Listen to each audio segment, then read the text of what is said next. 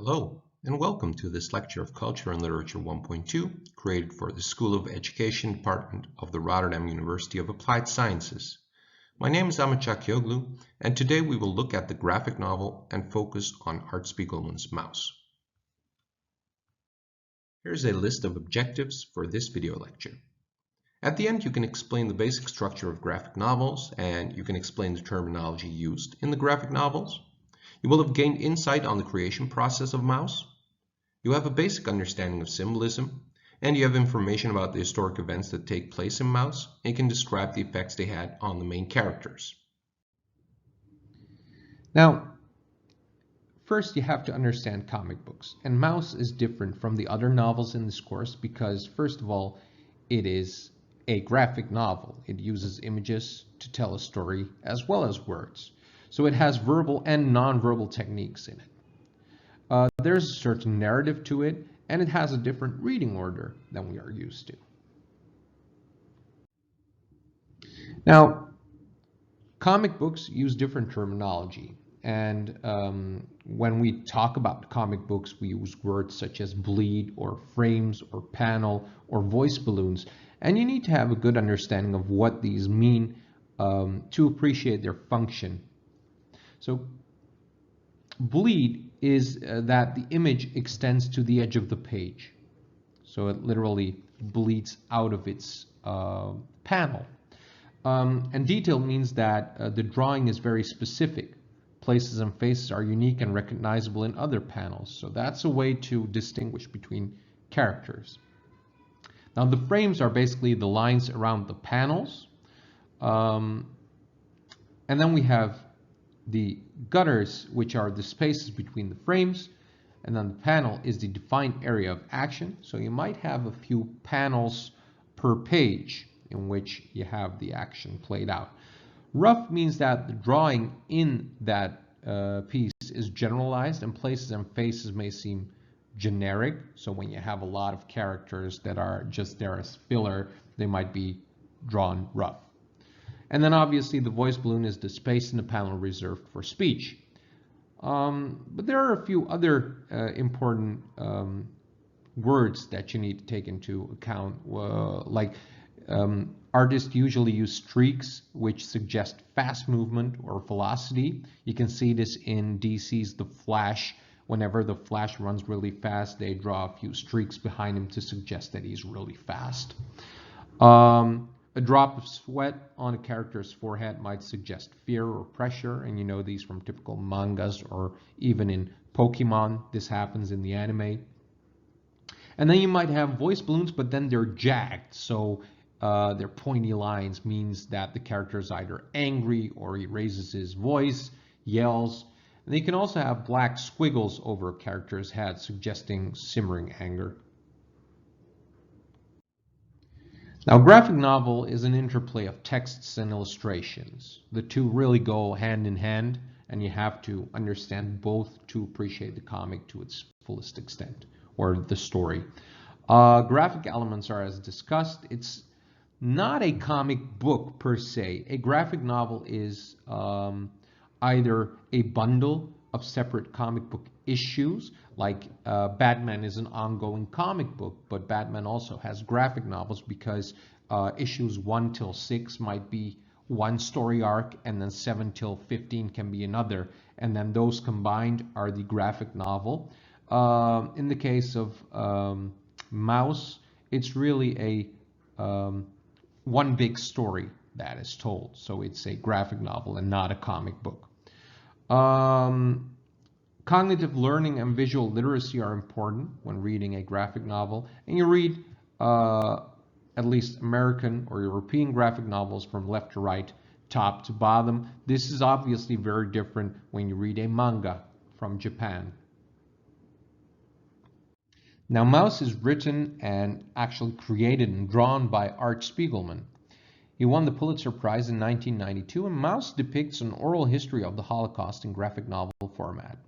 It tells the story of Władek Spiegelman, the author's father actually, who was a Polish Jew and Holocaust survivor. The layered narrative telling a true story is that his father's memories of what it was like to live at this time during World War II as a Jewish man in Poland, and the experience he had in this volatile environment that eventually brought him to a concentration camp where he was a prisoner along with his wife Anya, which is Art's mother. And there's a lot of animal allegory to depict the circumstance of World War II. It's a very unique way to depict a historical story, so use of animals is very important in our understanding of what art is trying to achieve. The animal imagery is going to be our central focus in the discussion as well. So this is very much a true story based on events that Vladek, Art's father, has told him, and Art himself is also a character in the graphic novel. Now, Art Spiegelman, full name Arthur Spiegelman, is an American comic artist, and he was born in Stockholm, Sweden, and he immigrated to the United States with his parents in his early childhood. He grew up in Rego Park, Queens, New York, and Spiegelman studied cartooning in high school and started drawing professionally at age 16. Despite his parents wanting him to become a dentist, he majored in, well, art and philosophy at Binghamton University's Harper College of Arts. After leaving college in 1968, he joined the underground comics movement. And what that was is that in the late 1960s, we saw the emergence of underground comics, a new wave of humorous, hippie-inspired comic books that dealt with social and political subjects like sex, drugs, rock music, and anti-war protest. And for this reason, these new comics became known as comics, where the X stood for X-rated, and it set them apart from mainstream comics like the Marvel comics and the DC comics. Now, besides his cartooning career, Art edited several of these comics magazines, and in 1980, he started the magazine Raw with his wife, Françoise Mouly. And with the publication of his first rendition of Mouse and Funny Animals in 1972, Spiegelman's career really took flight. It was only 3 pages back then, and he, of course, used the anthropomorphic characters that we now know in Mouse. Mouse was based on the experiences of his parents at concentration camp and as concentration camp survivors, and he expanded this premise into a full-blown graphic novel, which he drew from 1980 to 1986, with the Jews, of course, presented as mice, Germans as cats, or the Katzies. And the book Mouse, A Survivor's Tale earned Spiegelman fame.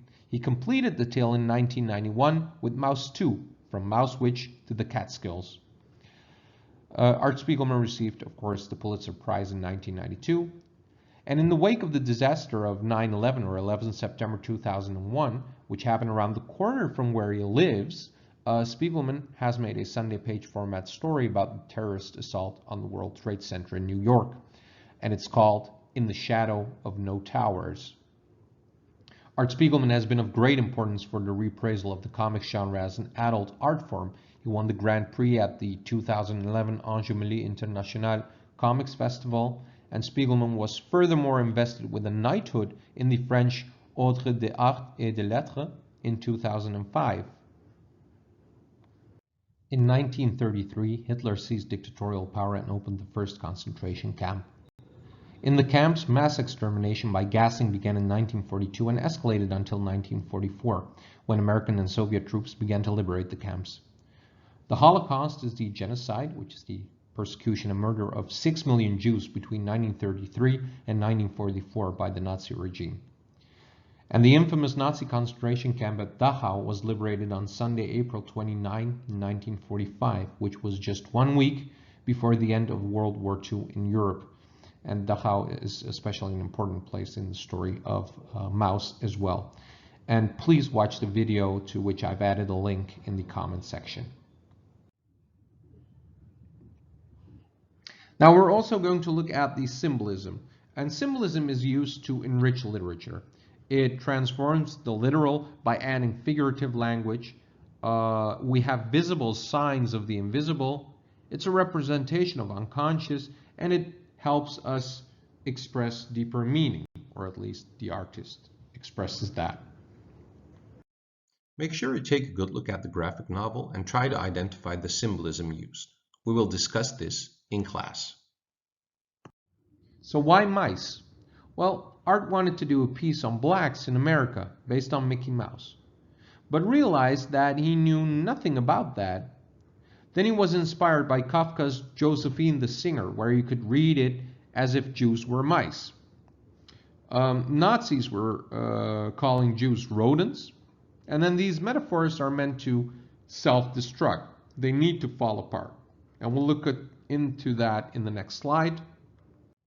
Now, of course, we're almost at the end of this course, and make sure you still study the lecture, study the theory behind it, and write essays, create good assignments so we can check your work and you can pass for this course. Make sure you attend classes and bring your knowledge and participate.